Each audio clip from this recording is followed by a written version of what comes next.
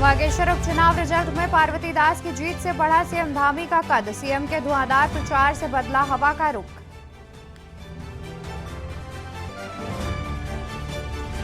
हिमालय दिवस पर पद्म भूषण जोशी ने निकाली जागरूकता रैली। सीएम धामी बोले, हिमालय के संरक्षण में हम सभी की भागीदारी जरूरी है।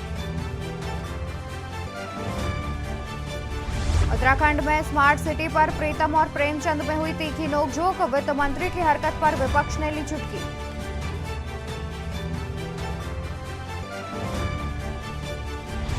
विंग कमांडर अनुपम गोसाई का पार्थिव शरीर सेना के विशेष विमान से लाया जाएगा देहरादून एयरपोर्ट। खबर सुनते ही परिवार में मचा कोहराम। देहरादून जंगली सुअरों को काबू करने के लिए शुरू करेगा मिशन लाल लोमड़ी। वन दरोगा को सुअर मारने के लिए किया गया अधिकृत।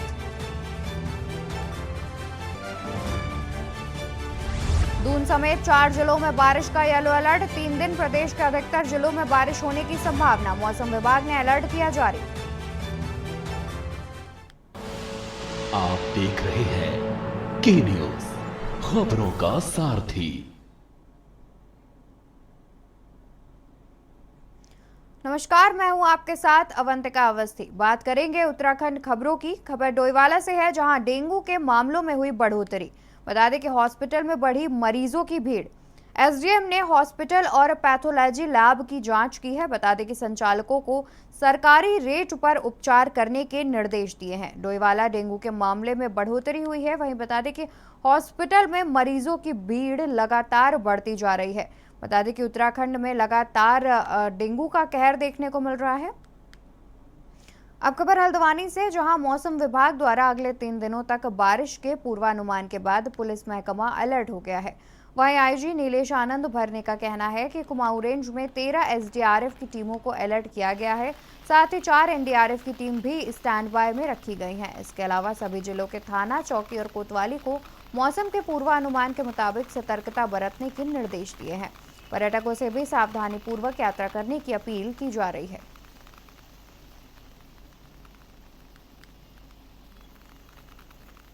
मंडल में आपदा का अलर्ट, जैसे हमको पूर्वानुमान जो है, हम लोग लगातार जो है मौसम विभाग से संपर्क में है। जो भी हमारे पास रेड अलर्ट, ऑरेंज अलर्ट जैसे भी आ रहा, हम सोशल मीडिया में उसको तत्काल डाल दे रहे हैं। और जो आने वाले टूरिस्ट है उनको आगाह कर रहे हैं कि फला रास्ते जो है अगर कोई बंद है, डाइवर्जन है या नहीं जाने दिया जाएगा, तो पहले से ही हम लोग जो है, ताकि उस हिसाब से लोग अपना प्लान आगे की जर्नी करते हैं। जो हमारी एसडीआरएफ की टोटल 13 टीमें कुमाऊं मंडल में काम कर रही है। सभी जिलों में जो है 2-2 टीमें हमने रखी है। पिथौरागढ़ में 3 टीमें हैं। ऐसी कुल हमारे पास 13 टीमें एसडीआरएफ की लगी हुई है। और एनडीआरएफ की भी 4 टीमें लगी गई है, जिसमें पिथौरागढ़ में है, बागेश्वर में है, अल्मोड़ा में है उनकी, और उनका बटालियन के जो हेडक्वार्टर उनकी गदरपुर में है। जो कमांडेंट है बटालियन एनडीआरएफ के, वो हम लोग लगातार संपर्क में है अभी। और सभी के नोडल, जो आपदा के नोडल अधिकारी है, उनके नंबर्स भी जो है हमने हेल्पलाइन के तौर पे तमाम सोशल मीडिया और मीडिया के माध्यम से फ्लैश किए हुए हैं, ताकि अगर किसी को कोई जानकारी लेनी हो तो वो जो हमारे आपदा नोडल ऑफिसर से संपर्क कर सकता है। खबर कालाडूंगी से है, जहां कोटाबाग ब्लॉक अंतर्गत ग्राम सभा बजुनिलहाल्दू व पतलिया सहित दर्जनों गांव सभाओं में कई सालों से हाथियों का आतंक बना हुआ है। हाथियों के झुंड ने किसानों की कई हेक्टेयर धान की फसल रौंद डाली, जिससे किसानों में रोष व्याप्त है। वहीं वन क्षेत्राधिकार कालाडूंगी के कार्यालय का दर्जनों ग्रामीणों ने घेराव किया। किसानों का कहना है कि कई बार हाथियों द्वारा किसानों के घरों और उन पर हमला कर घायल भी कर चुके हैं। साथ ही हमारे भी बच्चों की जान खतरे का बना रहता है, लेकिन विभाग ग्रामीणों की सुनता नहीं है।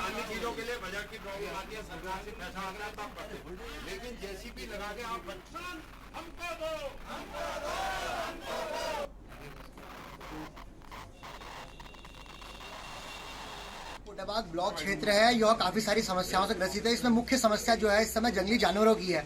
जो पूरा कोटाबाग ब्लॉक क्षेत्र है, यहाँ देख सकते हैं गुलदार जंगली हाथियों और सुअरों का भयंकर आतंक है। आप कोटाबाग ब्लॉक क्षेत्र का कोई भी ग्राम देख लीजिए, वहाँ जो जंगली हाथी आ रहे हैं, जंगली जानवर आ रहे हैं, वो लोगों को तो अपना बना ही रहे हैं शिकार, और उसके साथ साथ फसल भी खराब कर जा रहे हैं। गरीब किसान आदमी किसी सहकारी बैंक से लोन ले रहा है, उसके बाद उस खेती में उसे 6 महीने मेहनत कर रहा है, और उसके बाद अंत में क्या किया जा रहा है कि जंगली हाथी या जंगली जानवरों के द्वारा उस फसल को खराब कर दिया जा रहा है। दुनिया हल्दू से ये दर्जनों महिलाएं आप देख रहे हैं, किसानों को देख रहे हैं यहाँ पर, रात को जो है लगातार हाथी आकर के फसलों का नुकसान कर रहे हैं। किसान कितनी परेशानी से खेत को उपजाऊ बनाता है, खाद डालता है, बीज डालता है, बोलता है, उसमें कितनी उसकी लागत आती है। उसके बाद जंगली जानवर इस तरीके से नुकसान कर जाते हैं। और अब किसान क्या करे, जो अन्नदाता जिसको कहते हैं। तो आज जब रात को बहुत ज्यादा नुकसान हो गया तो सुबह अचानक यहाँ से मातृशक्ति फोन करती है कि भाई हमारा इतना नुकसान हो गया, हम कहाँ जाए। तो हमने कहा अफिसर जो है मुकेश जोशी जी, उनसे बात हुई है दूरभाष में, क्योंकि हमने उनसे टाइम नहीं लिया था, दूरभाष वो कहीं गए हुए हैं। तो हमने उनको बता दिया कि तत्काल जो है जो किसानों का नुकसान हुआ है उनको मुआवजा मिले।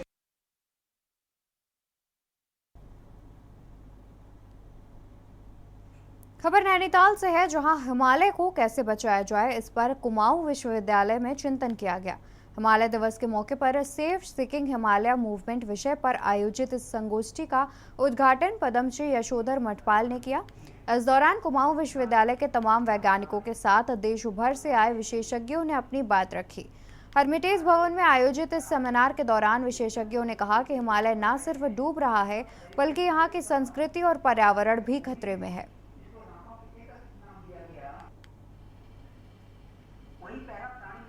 अगर हमने इस देश में सही से अगर हम जनसंख्या का विस्थापन करने की नहीं सोची तो भी बहुत बड़ी विपत्ति आने वाली है। और हिमालय को बचाने का मतलब जब तक जन और जीवन और उसकी जीविका नहीं बचाई जाएगी उसका कोई अर्थ नहीं है। ये भी कहना चाहता हूँ कि हिमालय वासियों को एकजुट होना पड़ेगा पूरे देश की, और पूरे देश का हम आजीविका का, शुद्ध प्राणवायु का, शुद्ध जल का पोषक हम हैं। तो उनकी चिंता ज़्यादा होनी चाहिए। हम इसको सड़क से संसद तक अपनी लड़ाई को हमको बनाना पड़ेगा। एक महत्वपूर्ण बात कहना चाहता हूँ। खबर डोईवाला से है, जहां जिले में डेंगू का प्रभाव लगातार बढ़ रहा है, जिसको लेकर तहसील प्रशासन अब चौकन्ना हो गया है। हॉस्पिटलों में इलाज और जांच के नाम पर की जा रही अवैध वसूली पर एसडीएम अपर्णा डोंडियाल ने सख्त रूप अपनाया। डोईवाला क्षेत्र के तमाम अस्पताल और लैब का औचक निरीक्षण किया और व्यवस्थाओं को परखा। इसके अलावा क्षेत्र के तमाम निजी और सरकारी हॉस्पिटल का भी निरीक्षण कर वहां बेड की स्थिति को जांचा।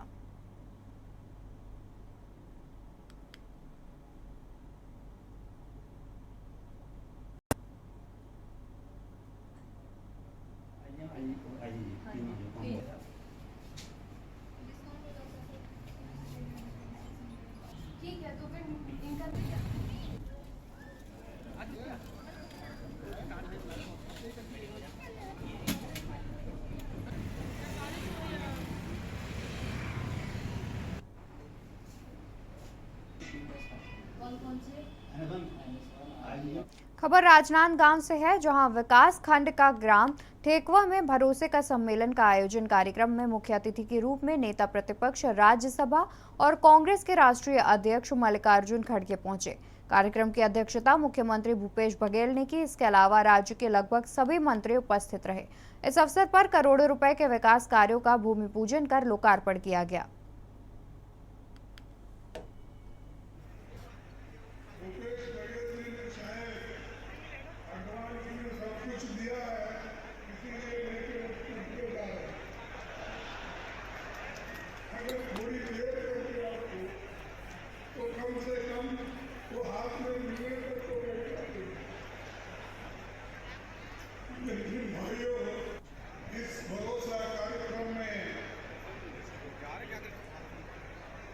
हिस्सा लेने के लिए आए हैं।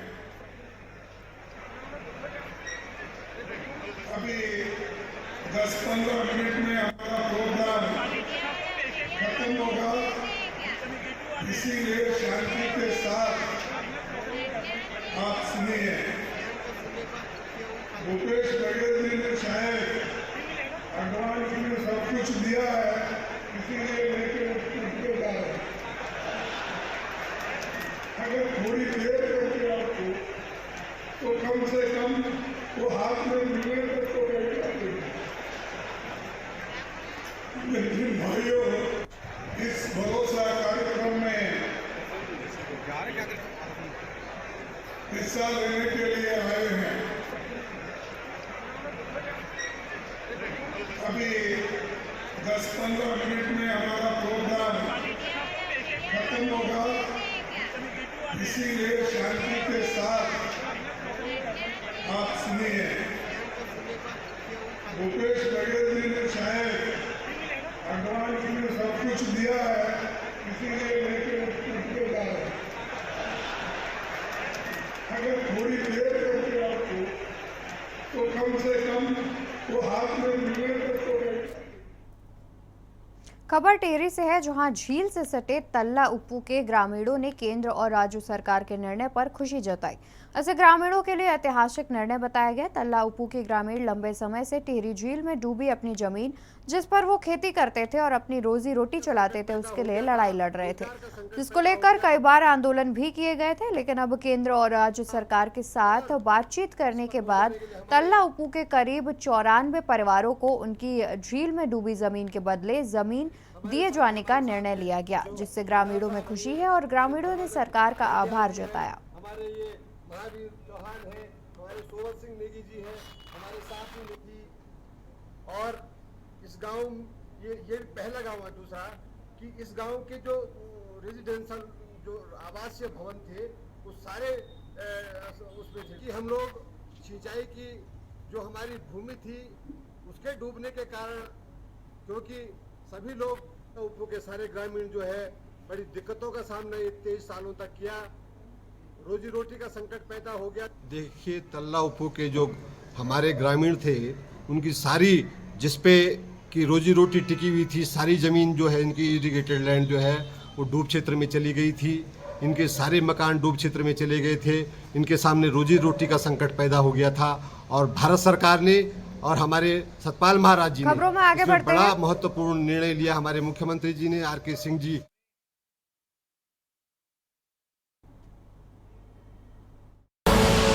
आप देख रहे हैं के न्यूज, खबरों का सारथी।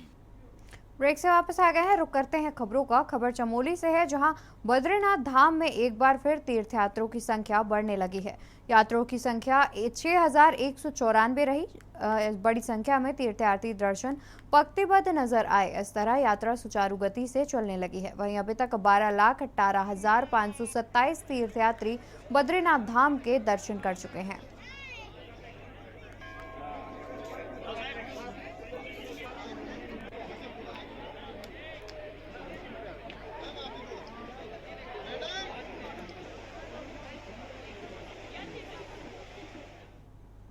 खबर पौड़ी से है, जहां जम्मू कश्मीर में पेट्रोलिंग प्रोटेक्शन में गोली लगने से शहीद हुआ गढ़वाल राइफल का जवान दीपेंद्र सिंह रावत का पार्थिव शरीर पंचतत्व में विलीन हो गया।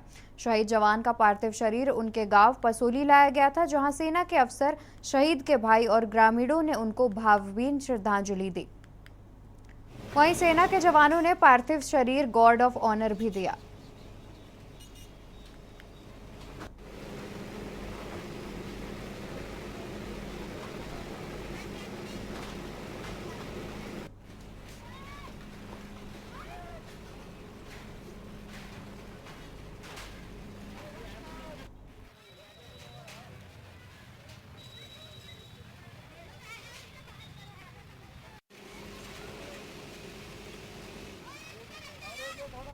खबर नैनीताल से है, जहां नई दिल्ली से परिजनों के साथ नैनीताल घूमने आई 57 वर्षीय महिला पर्यटक की हार्ट अटैक से मौत हो गई।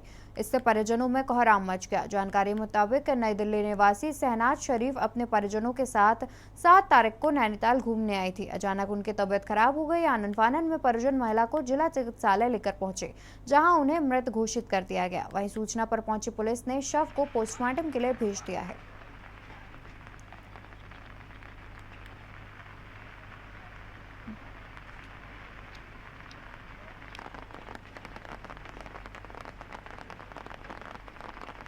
एक पर्यटक आई थी, शाहीन शहनाज ऐसे कुछ नाम था उनका। 57 इयर्स की है वो थी। मतलब अकॉर्डिंग टू उनके जो साथ में आए थे उनके भतीजा, उन्होंने बताया कि उनको सांस की भी बीमारी थी, उनको थायराइड भी था, उनको बीपी भी था, उनको शुगर भी था। जब वो यहाँ लाई गई थी तो वो पहले से ही मृत थी और उनकी आंखें बिल्कुल ही लाइट को रिस्पॉन्ड नहीं कर रही थी। ईसीजी करने पे हमें पता चला कि वो मृत लाई गई थी यहाँ पे। उसके बाद हमने यहाँ से अपना पुलिस इन्फॉर्मेशन भेज दी थी, पीआई भेज दी थी। पीआई भेजने के बाद पुलिस ने बॉडी सीज करके अब वो पोस्टमार्टम को ले। खबर देहरादून से है, जहां कांग्रेस प्रदेश अध्यक्ष करण माहरा और पूर्व मुख्यमंत्री हरीश रावत मौन धरने पर बैठे हैं, जिसको लेकर हरीश रावत ने कहा कि राज्य भर में जगह जगह अतिक्रमण के नाम पर जो चिन्हीकरण हो रहा है उससे आतंक व्याप्त है। अतिक्रमण की आड़ पर गरीबों के घर तोड़े जा रहे हैं। अतिक्रमण जब तक रुकेगा नहीं, हमारी लड़ाई जारी रहेगी। रेरा और विकास पर प्राधिकरण भय के प्रतीक बन गए हैं।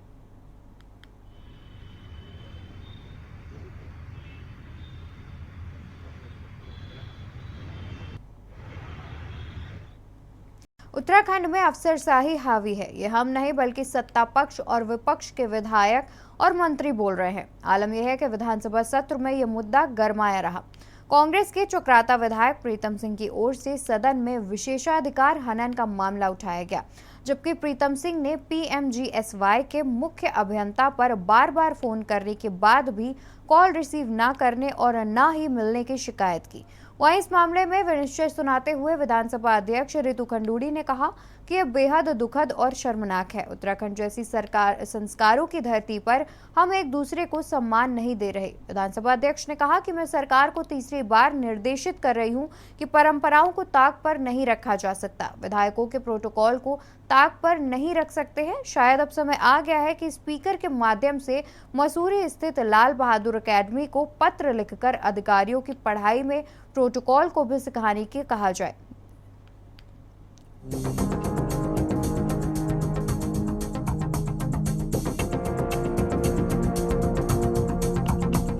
उत्तराखंड में नौकरशाही के हावी होने का मुद्दा एक बार फिर से गर्मा गया है। सत्ता पक्ष और विपक्ष के विधायक और मंत्री इससे परेशान हैं। आलम यह है कि विधानसभा सत्र में यह मुद्दा गरमाया रहा।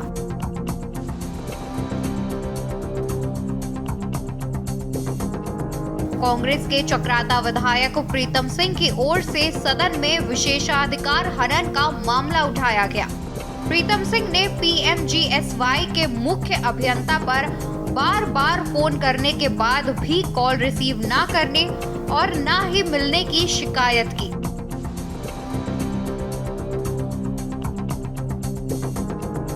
वहीं इस मामले में विनिश्चय सुनाते हुए विधानसभा अध्यक्ष रितु खंडूड़ी ने कहा कि ये बेहद दुखद और शर्मनाक है। उत्तराखंड जैसी संस्कारों की धरती पर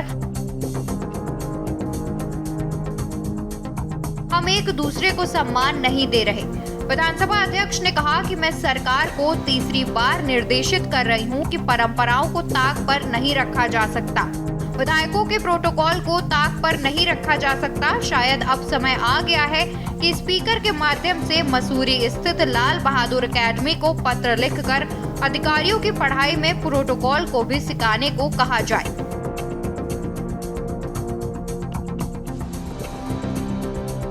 सदन के अंदर सम्मानित विधायक लगातार विशेषाधिकार हनन की सूचना देते रहे हैं और विधानसभा अध्यक्ष द्वारा सरकार को निर्देशित भी किया गया है, लेकिन सरकार द्वारा उसका संज्ञान नहीं लिया जा रहा है, जिस वजह से अधिकारी बिल्कुल निरंकुश है।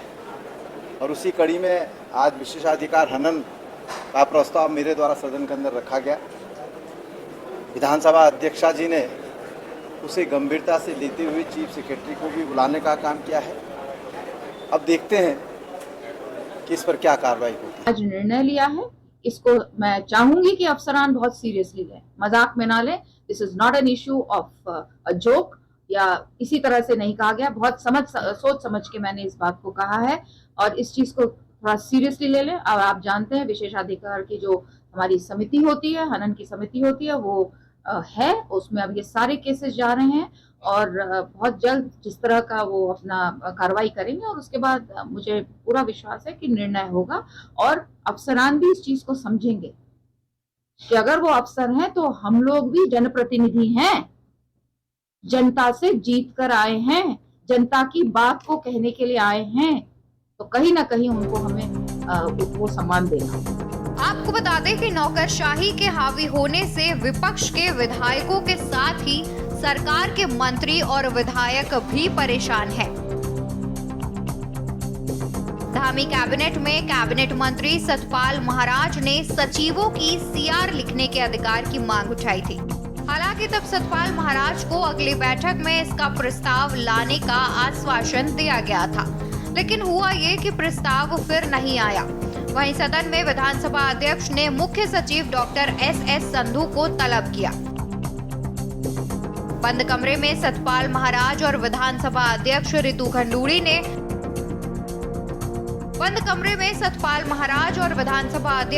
खंडूड़ी ने भी मुख्य सचिव से अपनी नाराजगी व्यक्त की। वहीं विपक्ष ने इस मुद्दे पर सरकार पर हमला तेज कर दिया है।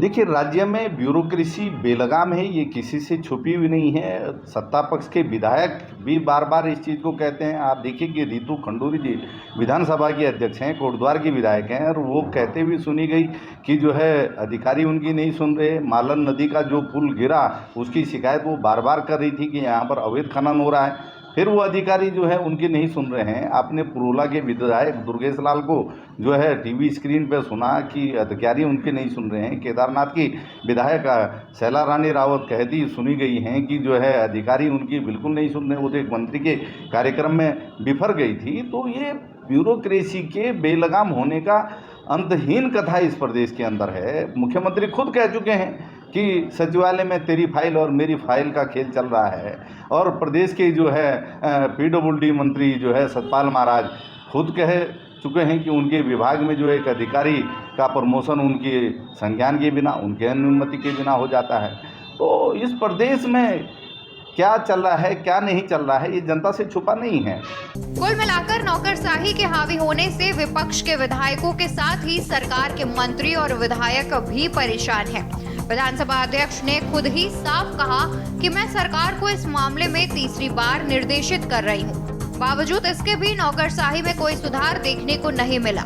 देखना होगा कि राज्य में कब तक नौकरशाही में सुधार देखने को मिलता है। Uttarakhand desk report.